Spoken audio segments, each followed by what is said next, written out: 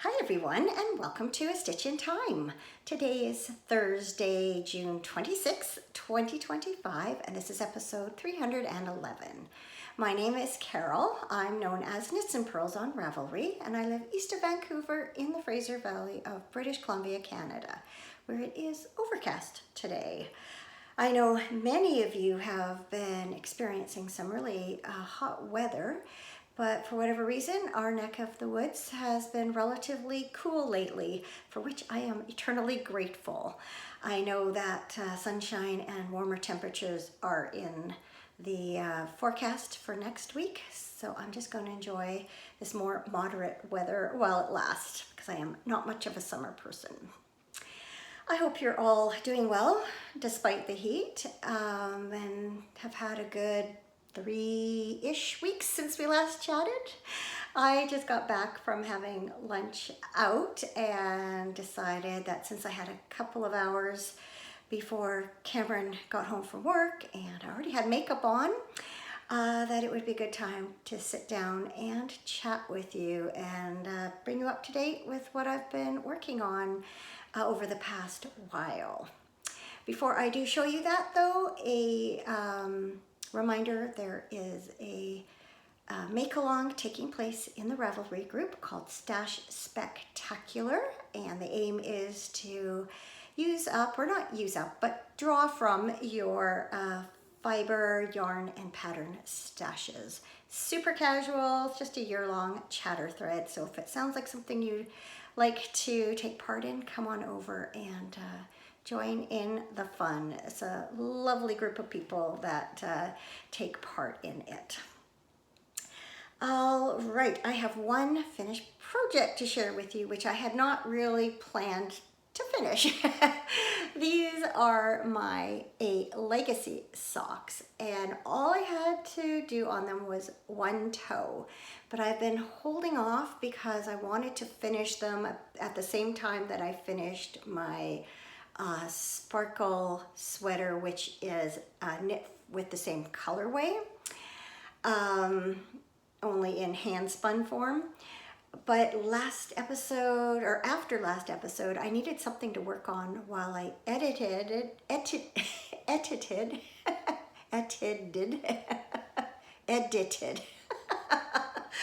should stop now and start over, but I am not going to. I've done that enough times already.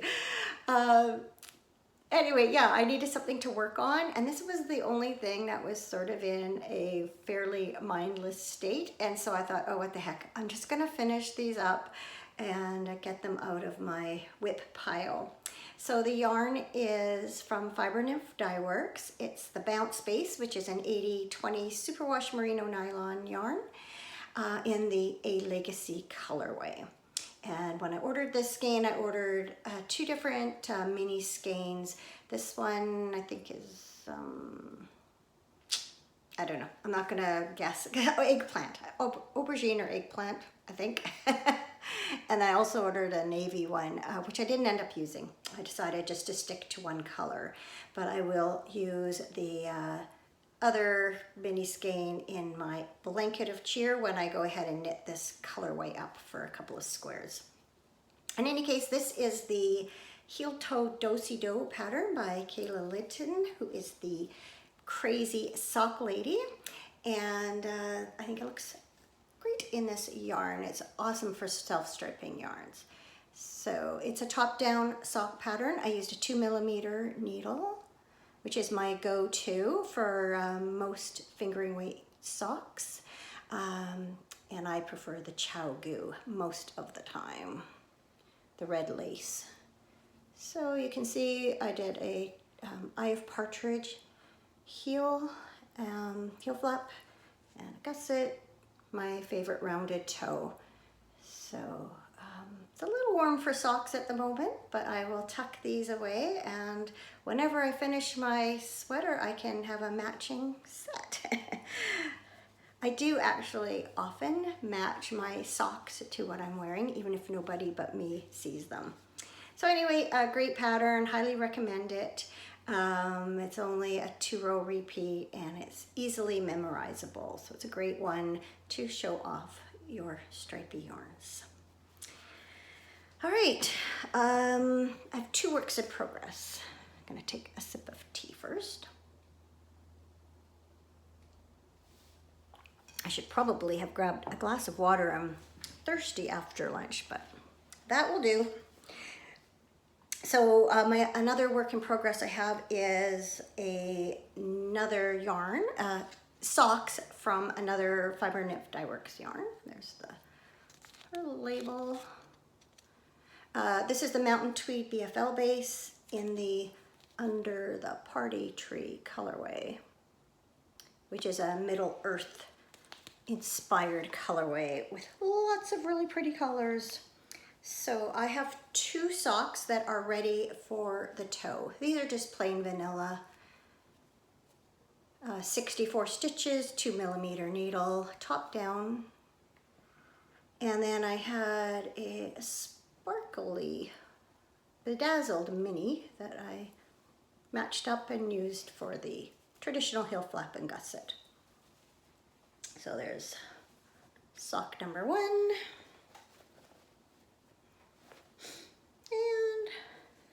And sock number 2. So maybe I'll work on these while I edit this episode. I'd like to get those finished up. Oh, I see I'm losing a few stitches off the edge or off the end of the needles. I'll just tuck those along, catch them after. But yeah, I'd like to finish these up and cast on a different pair. I definitely haven't been doing as much sock knitting lately, mostly because I've been very enamored by my next and final work in progress, and that is the Pressed Flowers cardigan by Amy Christophers of Savory Knitting. Now, as I mentioned last episode, I'm actually using the gauge for the Pressed Flowers pullover, the weight of yarn and gauge for the Pressed Flowers pullover, but I am knitting the cardigan. So I am knitting the smallest size with the intention of achieving the circumference of the second size, which I'm not sure if that's going to happen. I got it to a point where well, I'll show you in a second, able to hold it up to my Jethro cardigan, which I'm kind of using as a gauge for size and style, and it's going to be smaller than that. So hopefully it's still going to be okay. I just think it's not going to be as loose and casual. I think it's going to be a more closely fitting sweater, but I still think it's going to fit. Fingers crossed. So I am using a mix of commercial and hand spun yarn. Oh, hang on. Got my bag here, but my yarn's caught.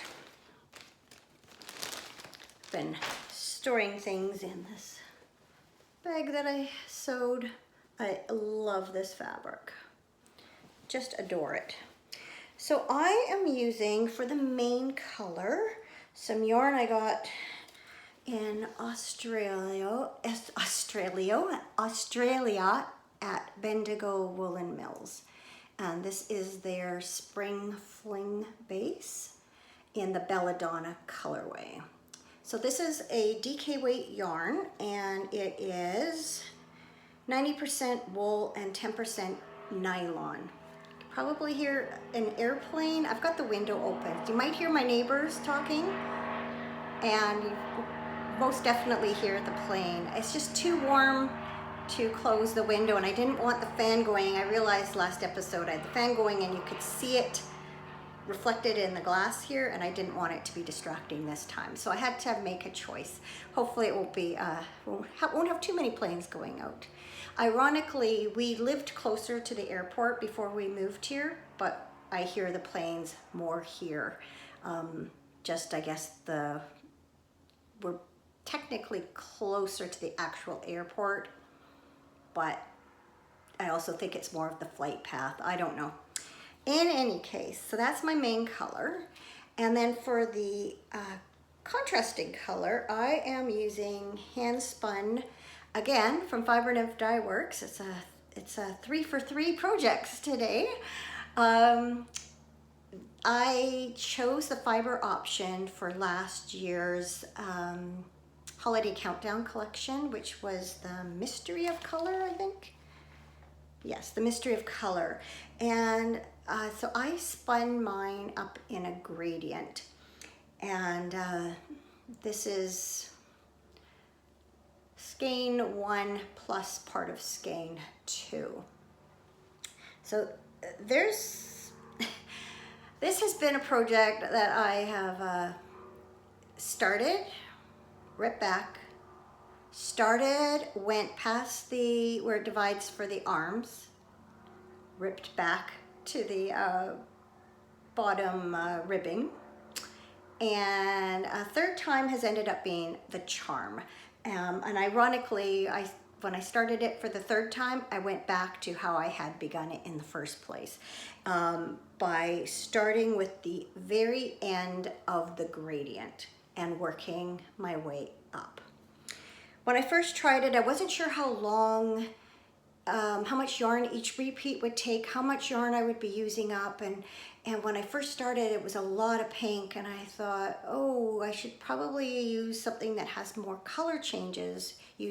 And so I started from the beginning of the gradient and started working it. But then when I went to add in skein number 2, it was too much of a contrast. It wasn't at first, but then it got lighter and brighter, and I thought, I didn't really like the way that worked either, so I went back and started over again with the very end of the gradient. So I went from the end of 3 all the way up to the end of 2, and it took about midway through skein 2 to finish the body. And I've just begun the sleeves, and I am starting the sleeves from where I left off with skein 2, and then working down the sleeves, and I will join in skein 1. But you will say, what happened, Carol, to your concern that because it's a gradient, your sleeves wouldn't match and you were going to use a different yarn for it? Well, what I had done is spun up the Day 25 braid from the Holiday Countdown collection. And I did it in such a way that I would have a gradient of sorts with these colors, because I wanted it I wanted the sleeves to kind of match the body, but I knew if I just started the gradient that the sleeves would be different. Well, I got to the sleeves, I wound this yarn up, both skeins, and I did try. 2 issues with it. One is this yarn is spun at a heavier weight than my original one. So the yarn's thicker, and it just seemed too thick for the project compared to what I'd been working with. Plus, the color lengths were not as long as I had anticipated, and so it wasn't really giving the same gradient effect. So here's what I'm doing. Let me just tuck that away. I am taking my gradient, and I am looking at the sections which are more or less the same, and I'm dividing them in 2, and I am wet splicing all the different areas together and creating a gradient which will match on both sleeves. So you can see this is what I have left of part of skein 2. If you unwound it, you would see it's got some darker green, and then the very middle has some blue in there. And so, yes, it's kind of tedious, but the result is definitely going to be worth it. And judging from what I used up for the body, I will have plenty. That was another concern. I was worried that I wasn't going to have enough of this yarn to complete the cardigan, but I shouldn't have any trouble. So after I get to the end of these, then I will be joining in that color. So what I'll do is I'll wind off this looking one till it changes, make a little loop knot in it, divide it in half, and then add the lengths to each of the things, and keep doing that as I go along. And then that way my sleeves will match. I'll be using the same yarn throughout, and all will be well. So why don't I give you a look at what I've done so far. So as I mentioned, I have finished the body. So you can see it's a V-necked cardigan. I'll lift this up.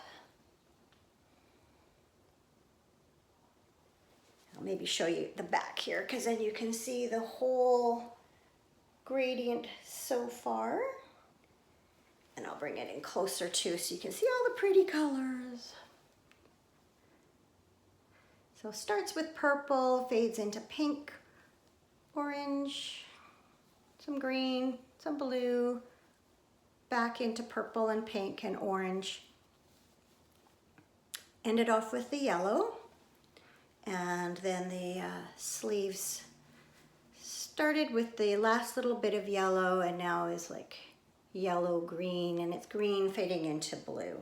So with the way that I spun it, there are color progressions that do repeat themselves 3 times. The kind of purple to purple pink up to this blue, and then it repeats again, but it's because of how I spun it, this section is barber poling with different colors than this section. So overall, you can see it's a gradient, but nowhere is it identical throughout the whole thing. And then as you can see, the blends in skein 1 are a lot more subtle.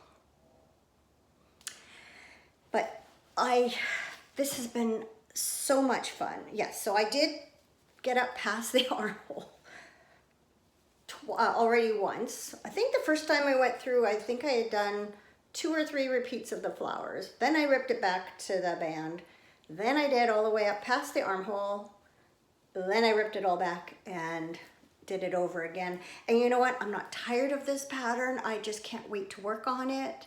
And I just love how all the colors coming out. Like, it's just so fun.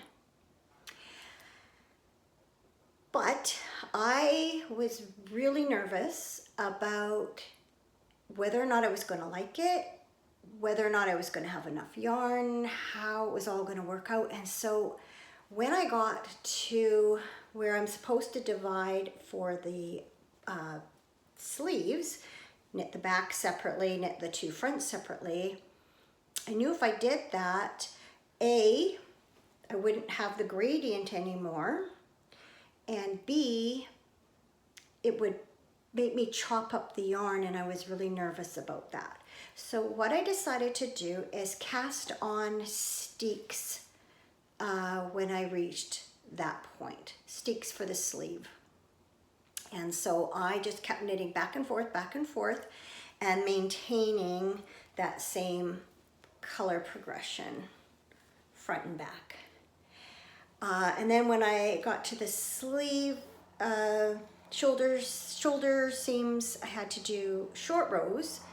So I bound off my steek, and then I did attach yarn to do the second shoulder shaping and then the back shoulder shaping.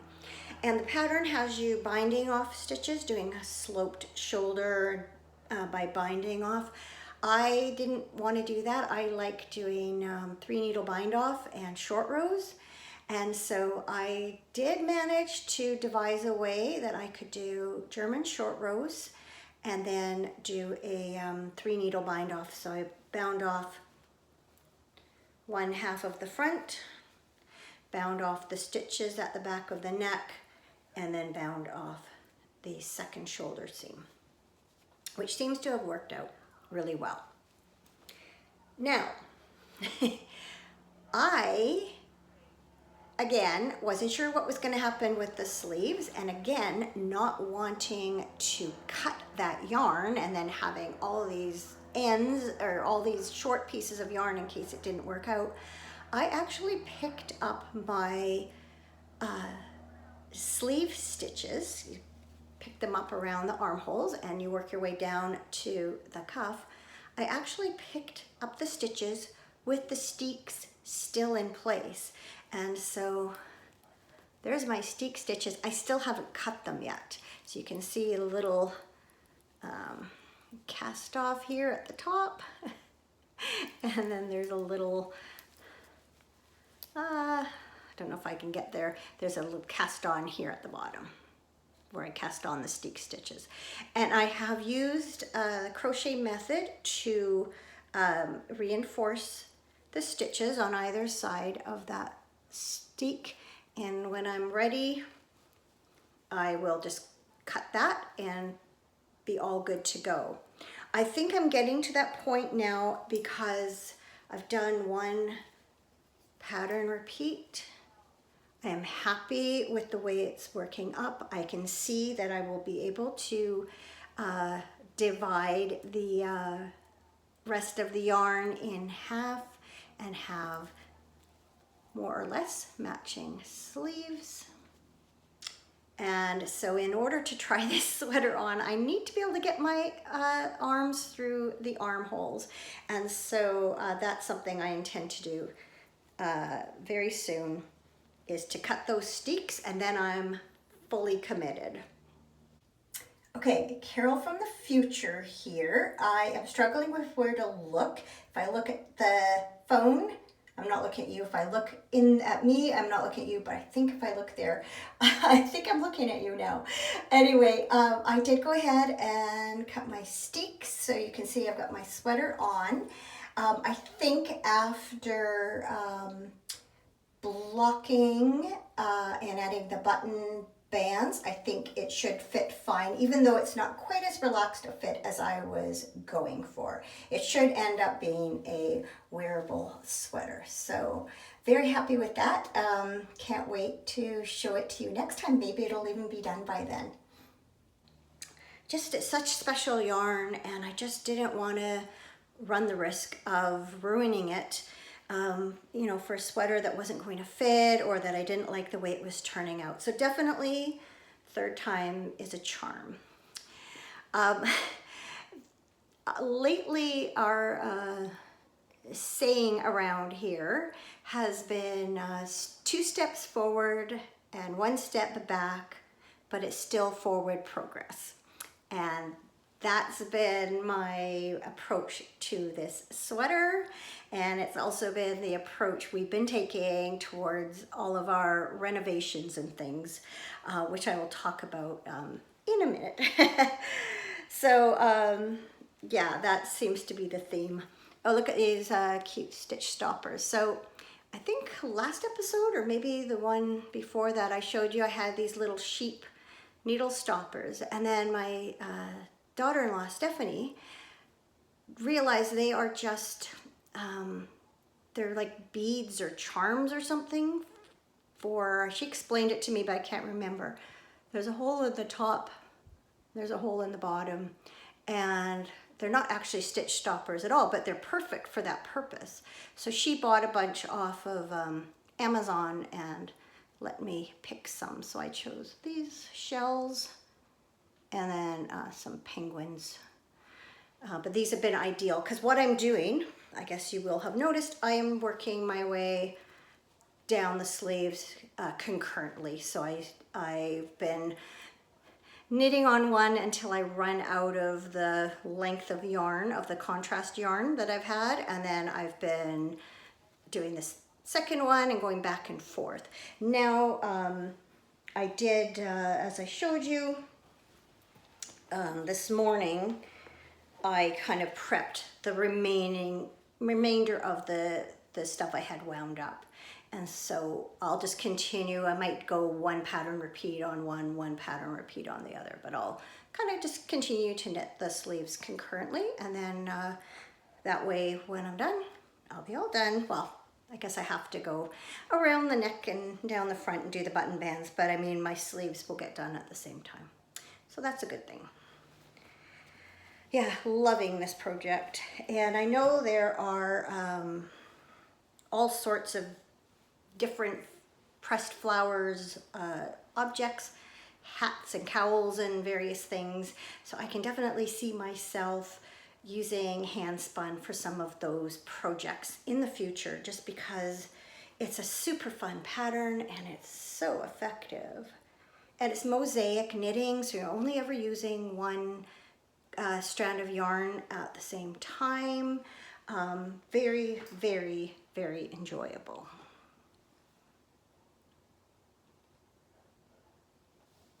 All right, no yarny acquisitions this week other than those stitch stoppers. So we'll just head on into talking about what's been happening here over the past few weeks. First and foremost, we went to Victoria to attend my mother-in-law's celebration of life, which was a very lovely service. Small, quiet, but very nice. And the minister just did a fantastic job. And yeah, I think we gave her a good send-off. I want to thank all of you who reached out with condolences and good wishes. Really appreciate all of your kind words at this time. Renovations, as I mentioned, have been continuing. So the current project is the kitchen. We have been taking out the cabinets. We have 3 uppers left to go.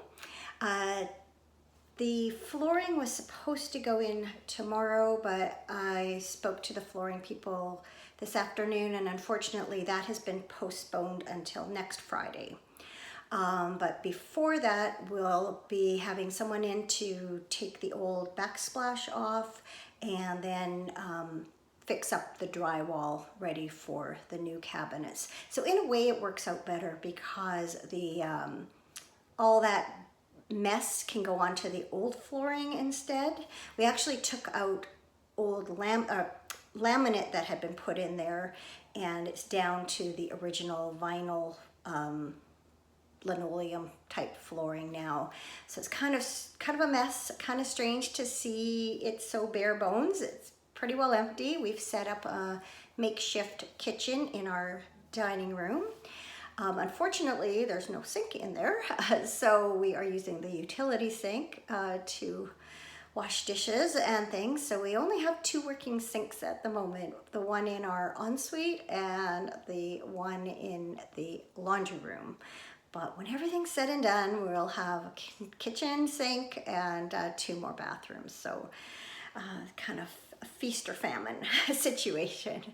So what's been happening is, as we've been doing certain steps, we'll get the rooms cleared out for, like, especially the living room / dining room.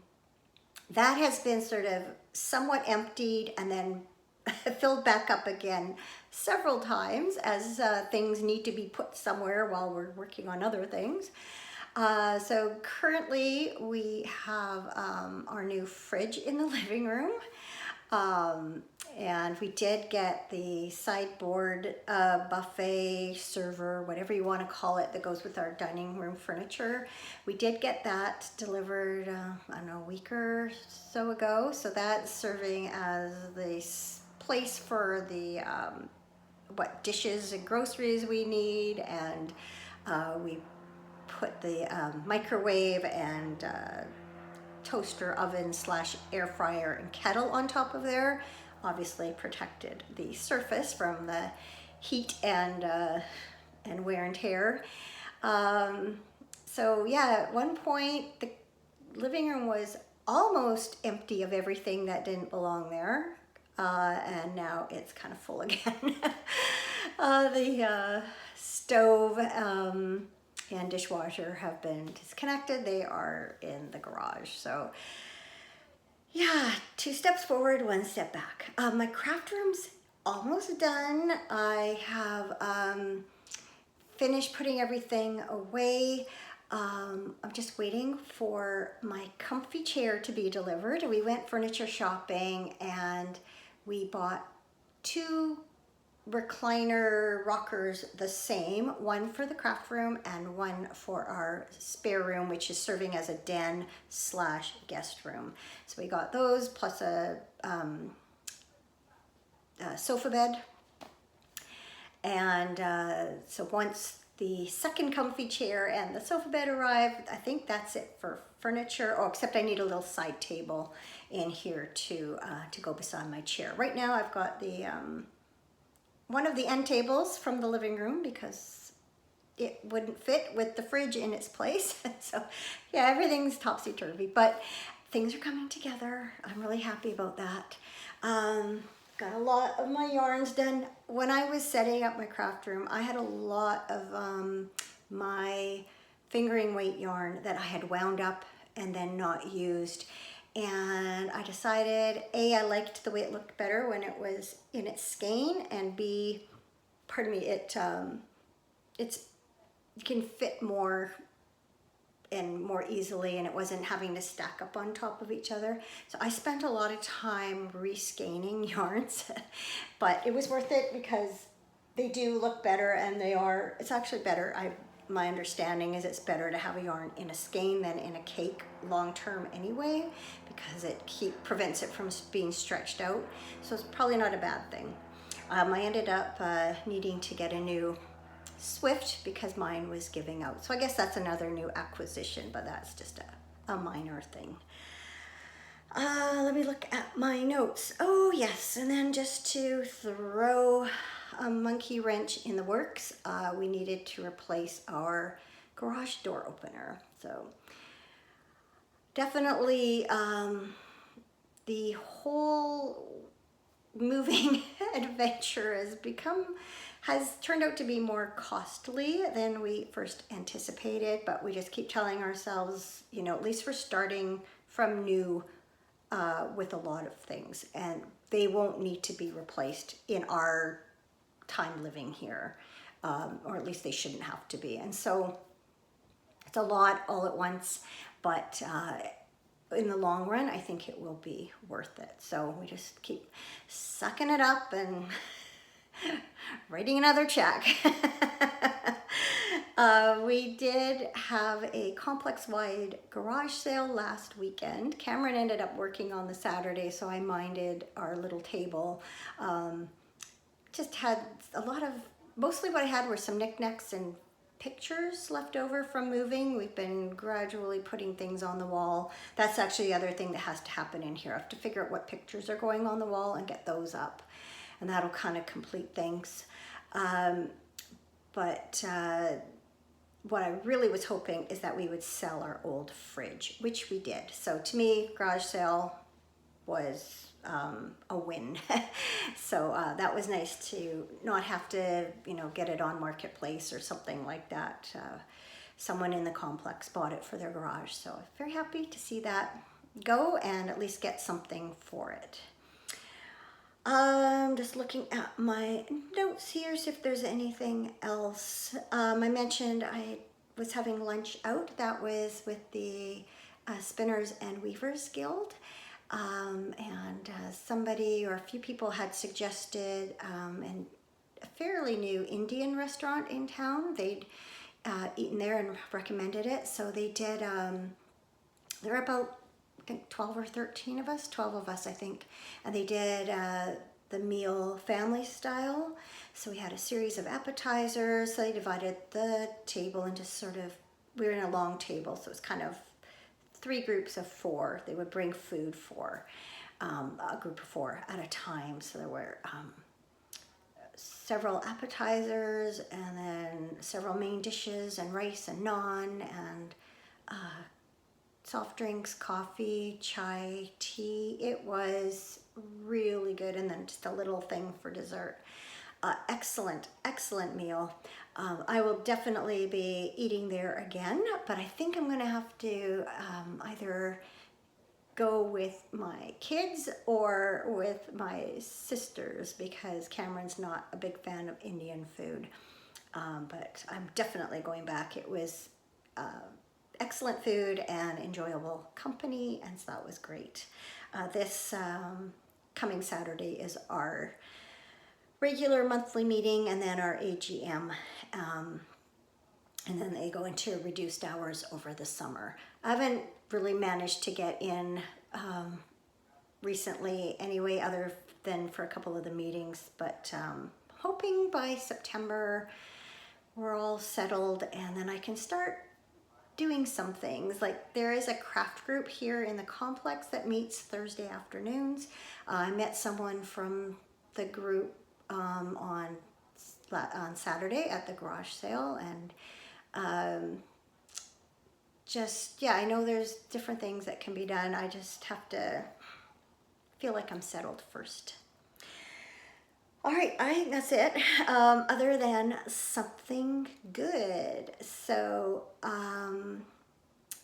I was fully expecting that when we moved in here, we wouldn't be able to have bird feeders. I know generally they're not, they're not permitted in complexes, and for good reasons. They do attract rats. But I thought, well, at least I can put up hummingbird feeders. And so we did do that soon after we moved in. And I'm happy to say that over the past week or so, we've seen one several times at the feeder and also at the flowers. I have all my summer flowers out now too, so that's nice, putting a splash of color in the front garden and in the backyard. And I do love this time of year with all the flowers, and just happy that they seem to have attracted at least one hummingbird. I can't tell if it's the same one every time, but happy to see it there. So yeah, that's my something good. Canada Day is on Tuesday. We had thought we might go up to the cabin, but with all the renos going and starting up next week again with work people in here, we decided to stay home. I'm going to try very hard to get our bedroom painted. That's the last major painting that needs to be done by me. That and the ceiling in the hallway. So I'm hoping to get those done this week. With the flooring not happening tomorrow, gives us a little bit more time to prep the kitchen for the work next week, so that's good.